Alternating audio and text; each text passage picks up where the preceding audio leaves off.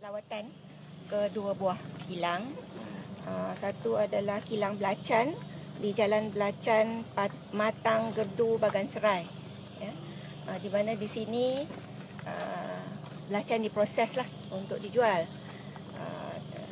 Operasi hari ini adalah terdiri daripada pegawai daripada Jabatan Kesihatan Negeri Perak dengan kerjasama Pejabat Daerah Krian dan juga Majlis Daerah Krian. Dan kita dapati bahawa keadaan kilang ini memanglah tidak bersih, di mana keperluan-keperluan dari segi penyimpanan bahan-bahan mentah, belacan yang guni-guni belacan yang dibawa daripada Indonesia diletak di atas lantai bertindih-tindih dalam keadaan yang memang tidak bersih lah.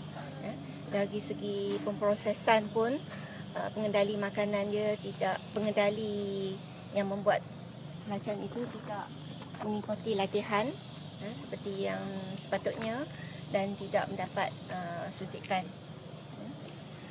Pakaian pun tidak bersih dan peralatan yang digunakan amat tidak memuaskan. Jadi dengan itu pada pagi ini kita memberi notis supaya kilang belacan ini ditutup selama 14 hari. Dan dalam masa 14 hari ini, mulai daripada sekarang, beliau tidak boleh lagi memproses belacan di sini. Kita juga dapati bahawa beliau membungkus belacan ini untuk syarikat lain. Selain daripada untuk syarikat dia sendiri, dia juga membungkus belacan ini untuk satu syarikat yang alamatnya adalah di Langkap. Jadi sekiranya dalam masa 14 hari ini pegawai daripada Pejabat Kesihatan Daerah Krian turun dan mendapati bahawa beliau masih menjalankan memproses belacan, itu adalah satu kesalahan yang beratlah yang mana kita boleh ambil tindakan terhadap beliau. Bagaimanapun ini kita pada hari ini kita memberi notis untuk tutup, untuk memberi beliau masa untuk memperbaiki keadaan lah. Jadi kita akan bagi tahu kat dia aspek-aspek apa yang telah tidak mematuhi, yang beliau langgar dan perlu mengambil tindakan seterusnya lah.